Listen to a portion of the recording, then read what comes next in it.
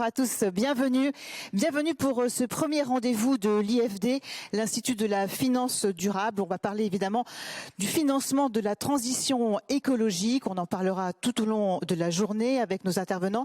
Et puis bien sûr avec vous, parce que vous pourrez participer. Donc on attend vivement toutes vos questions. Alors je serai là avec vous pour vous accompagner tout au long de cette journée. Je me présente rapidement, je m'appelle Isabelle Gounin-Lévy, je suis journaliste économique sur LCI, la chaîne Info. Mais sans plus tarder, eh bien pour introduire notre journée, je vous demande d'accueillir chaleureusement le président de l'IFD, Yves Perrier. Merci de l'applaudir.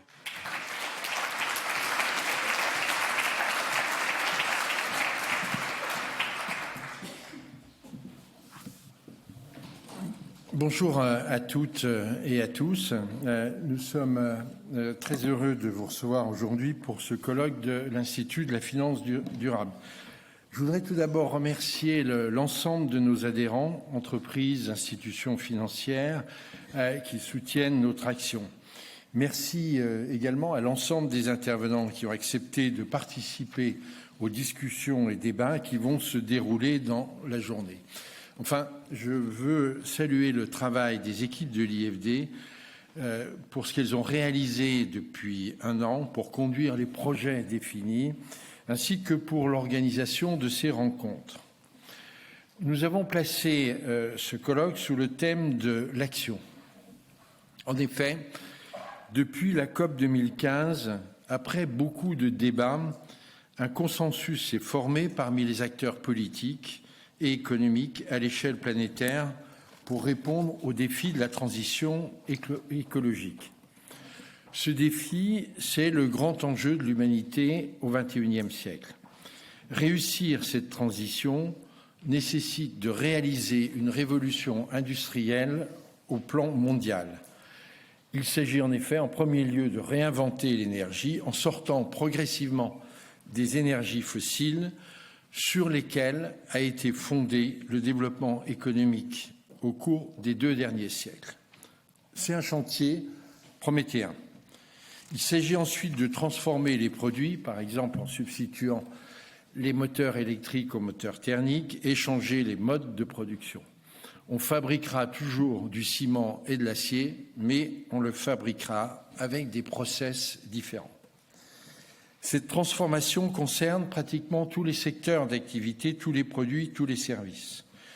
Elle appelle aussi un changement du comportement des consommateurs vers une sobriété accrue pour limiter la pression sur les ressources.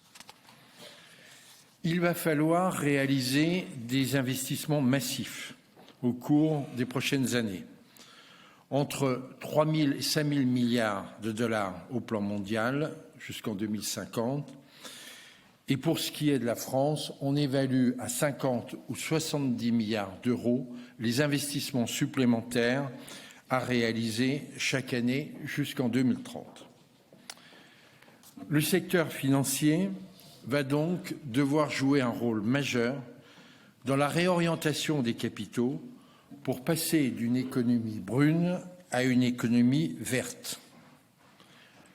Cette révolution industrielle, comme les précédentes, sera le théâtre d'une compétition entre les pays et entre les entreprises. Il y aura des gagnants et des perdants. L'impératif de réaliser la transition écologique doit donc se doubler d'une volonté pour notre pays de renouer avec la puissance industrielle et économique sans laquelle rien n'est possible.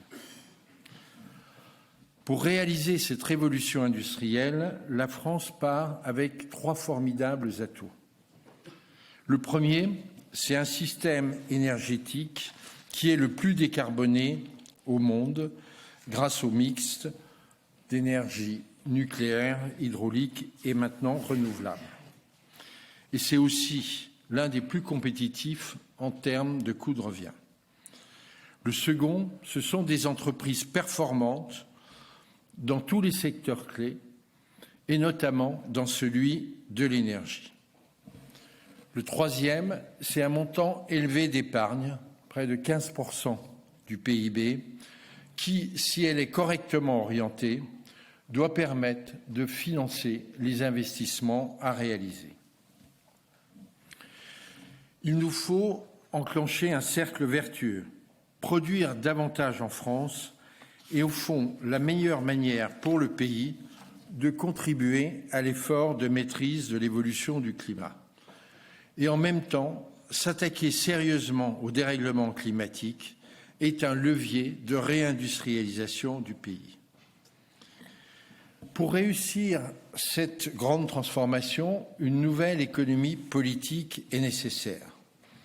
Cette nouvelle économie politique doit être fondée sur une définition renouvelée des rôles, des responsabilités, des interactions et des solidarités entre les principaux acteurs de l'économie que sont les entreprises, les institutions financières et l'État.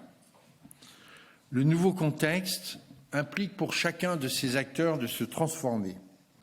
Ceci implique aussi un dialogue étroit entre eux. Réussir la transition écologique nécessite de faire les bons choix technologiques et industriels et de mobiliser l'ensemble des acteurs. La co-construction des stratégies devrait ainsi être la règle.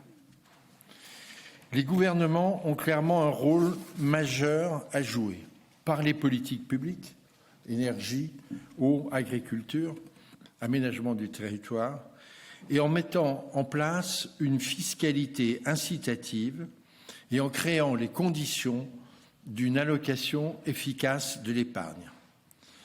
L'État doit retrouver sa fonction de stratège, notamment en mettant en œuvre une planification du type de celle qui a existé au début de la Ve République, c'est-à-dire une planification qui fédère l'action des acteurs autour d'objectifs communs, sans les contraindre dans les modalités d'exécution. Par parenthèse, c'est ainsi que la France a pu, au début des années 70, bâtir ce programme de centrales nucléaires sur lequel nous vivons encore. Les entreprises sont en première ligne dans la mise en place de ces transformations. Ce sont elles qui conçoivent et mettent en œuvre les solutions technologiques et industrielles adéquates. Les entreprises doivent dorénavant intégrer l'impact climat, la gestion des émissions CO2 comme une ressource rare, au même titre qu'elles intègrent aujourd'hui le cash ou les fonds propres. Décarboner l'activité doit devenir pour elles une ardente obligation, au même titre que la création de valeur pour les actionnaires. Certains voudraient ou feignent de souhaiter que le système financier à lui seul transforme le monde. Ceci n'est pas possible, ni même souhaitable, car ceci signifierait que nous passions de la démocratie à la plutocratie. Pour autant, les institutions financières ont un rôle majeur à jouer. D'une part, en allouant le capital aux projets de transformation des entreprises et du secteur public à un coût compatible avec leur rentabilité économique. À cet égard, l'objectif de rendement de 15% des fonds propres, forgé dans les années 90, lorsque, je le rappelle, les taux sans risque étaient à 7 ou 8%, c'était le double du taux sans risque, cet objectif doit bien entendu être revu et revu à la baisse. D'autre part, en exerçant une pression sur les entreprises pour qu'elles s'inscrivent résolument dans les projets de décarbonation. Ainsi pourra se créer une discipline de marché climat analogue à la discipline de marché financière qui s'est créée au début des années 80 et qui constitue le socle du fonctionnement actuel des marchés financiers. Il y a maintenant un peu plus d'un an, nous avons créé l'Institut de la finance durable pour amplifier l'action du secteur financier dans la réalisation de la transition écologique et dans l'effort de réindustrialisation du pays. L'Institut de la finance durable regroupe dans sa gouvernance, conseil d'administration et bureau, l'ensemble des parties prenantes représentées au plus haut niveau, les entreprises, les institutions financières, les pouvoirs publics et des experts. C'est un lieu d'échange, mais surtout un organisme porteur de propositions, fédérant l'action des parties concernées.